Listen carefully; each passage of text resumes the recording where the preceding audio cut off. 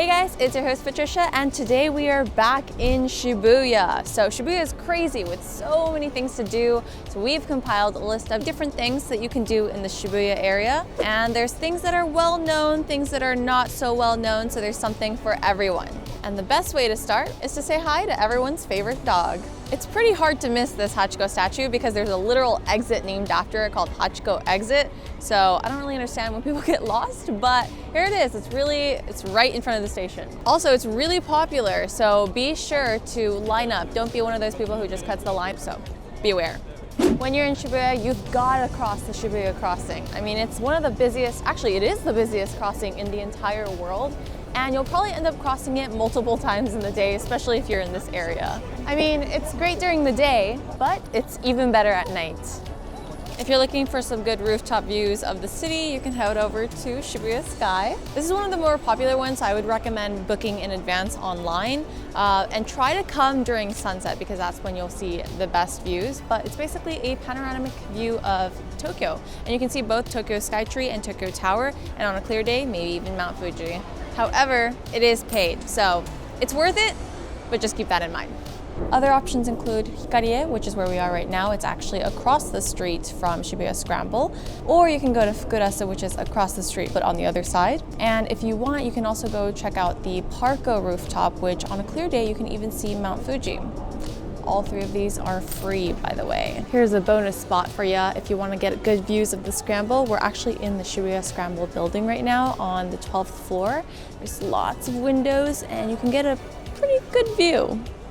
If you like video games or anime, then the 6th floor of Parco is perfect for you because they've got things like the Nintendo store, Pokemon Center, Jump Store, Capcom, like everything that you can imagine, it's right here. We were taking a look at the stores and I saw some really cute plushies. There were some keychains. I even found out how tall Luffy is. He's apparently 174 centimeters, so taller than me.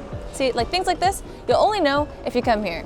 Shibuya has a huge shopping scene, so there's so many different department stores in this area alone. Like right behind me, we have Shibuya Scramble, which has things like the Nike store, Aesop, stuff like that. On this side, we have Hikarie, so if you can't find something at Shibuya Scramble, you can head over to Hikarie. And on the other side, we have Fukurasa, so this has more niche shopping stores like Beams. Behind me, or behind you, is the Miyashita Park.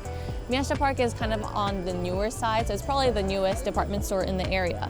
And we'll show you later that it's got something cool up there. After some shopping, if you're feeling adventurous, you can go to Miyashita Park's rooftop where they have a skate park to this side, or maybe some bouldering at night.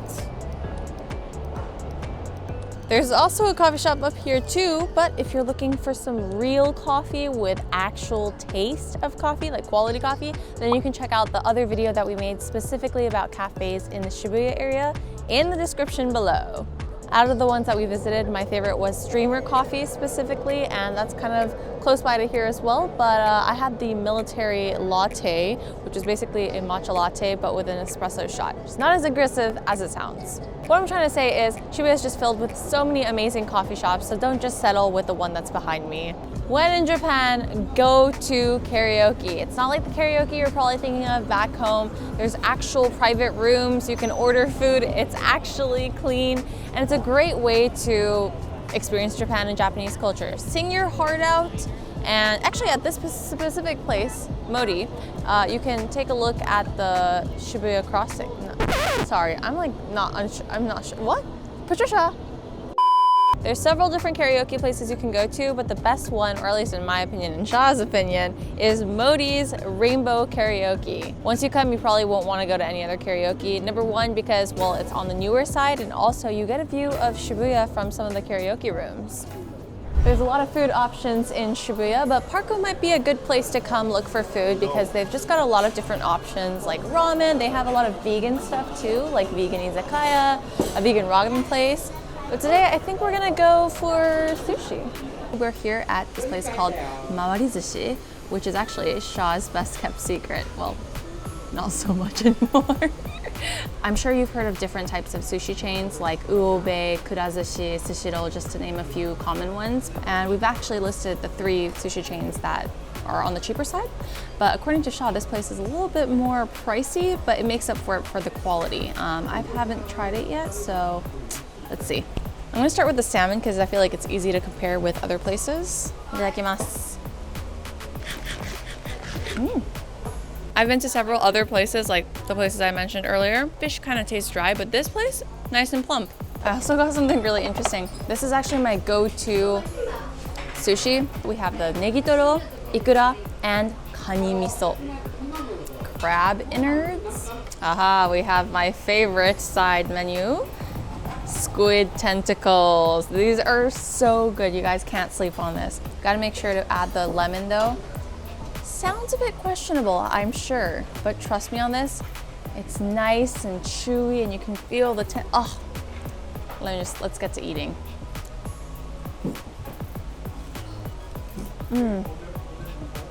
Oishii desu. 食べてください. If you go to Uobe or one of the cheaper restaurants, you probably pay the same amount for lesser quality. So that was really good. Shibuya has so many different izakayas and it can be kind of hard to choose which one to go to. But if you're looking for something unique, great access from the station, and also a little bit on the quieter side, then Nonbei Yokocho is your spot.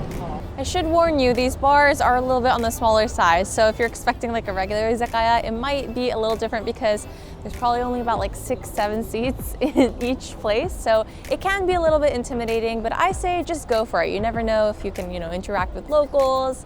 You really never know. Or if you're looking for something a little bit quieter, then you can head over to the Tomigaya area.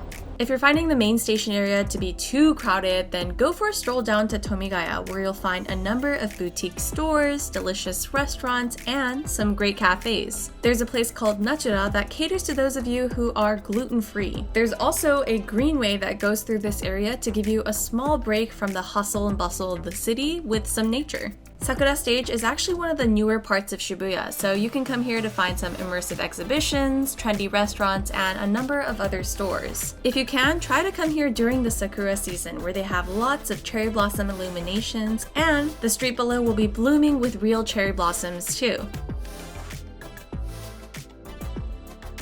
There are hundreds of things to see, eat, or do in Shibuya, let alone all of Tokyo, and we know planning can get overwhelming. So if you need some help, Klook has you covered.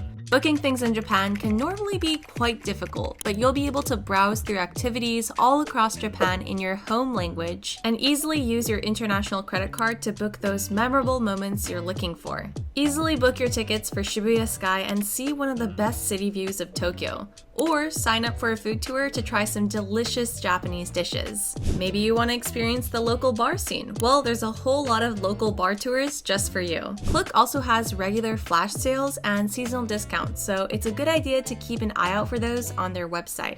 We're standing right in front of Sentagai, which is basically the center of chaos in Shibuya. They've got so many things from like little gachapon stores, restaurants, shopping streets, shopping areas.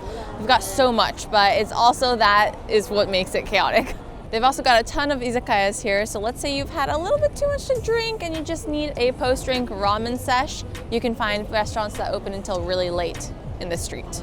Something my friends and I like to do when we have a little free time is actually go to an arcade, because Japanese arcades just hit different. Not just to play the crane games, but you guys have to try the Purikura photo booths. They make your eyes all alien-like and you just become this really pretty doll face. So definitely recommend you try that. And also the things that they have in the crane games are also very unique, and some you can only find in Japan. Or if you still want to have some fun and you don't really feel like going to an arcade, there's so many things that us locals do, which is like go to billiards, bowling, darts. Billiard is pool, right? Yes. Okay, okay, we say pool. Anyways, these are places that are just filled with locals. Some places even allow you to bring in drinks and snacks, so check before. But these places usually open late until night, so you can actually find them pretty packed even after midnight. You've probably never heard of a love hotel before coming to Japan. Well, Shibuya is pretty famous for them. In fact, we have an entire area or a hill filled with love hotels. And they all come in different themes, different things inside. Like I'm pretty sure I saw one candy themed. Some even have a swimming pool inside. Like it gets crazy. But if you want to go as a couple or just girls, you can actually enter them and have fun in there. And I'll leave the definition of what fun could mean to you. Shibuya is also filled with lots of clubs. This is a place for nightlife. A lot of young people come out. There's lots of clubs like Hamlet. No, not Hamlet, not the Shakespeare thing. Harlem. And one that I actually visited quite a few times before is Camelot. So those are pretty central, walkable distance from Shibuya Station. So if you're looking for a night out, go crazy, those are the places. Depending on the club you visit, you'll also have a different type of music genre. So you might want to go hop by a couple before figuring out which one you like. Also, I noticed that a lot of foreign people will actually go into a Japanese club and be like, this is tiny, just by looking from the outside. The reason why it looks tiny is because most clubs in Tokyo are actually underground. That is to prevent noise complaints because everything is just so close together. The more you know. You can't come to Japan and not visit a Don Quijote. Right behind me we have not just any Don Quijote, but a mega Don Quijote, which literally translates to a huge Don Quijote. Inside, it is a bit crowded because we are in Shibuya, but it's got everything you need. Bug spray, socks, a dip. So yeah, something for everybody's needs. And this place can be very overwhelming because of the amount of people. So if you're looking for somewhere a little bit quieter, you can go to the neighboring maybe Shin Okubo or Nakameguro Don Quijote instead. If you love music, then you can't miss Tower Records. Explore the 7 floors and hunt down some vinyl records, or check out what people are listening to in Japan. We actually have a thing called oshikatsu, which is where fans are passionately supportive of their favorite public figures, so much so they invest both emotionally and financially, which is what these things are for. Now, soaking up in a public bathhouse is probably not what you think of when you think of Shibuya, but you'd be surprised to know that there's actually a few really nice ones in the area. Visiting a sento is the perfect way to wind down and relax your feet after all that walking and shopping. The 2 notable ones in the area are Kairyoryu and Sakairyu, with Kairyoryu being openly tattoo friendly. And if you're willing to pay an extra fee, you can also enjoy sitting in the sauna rooms.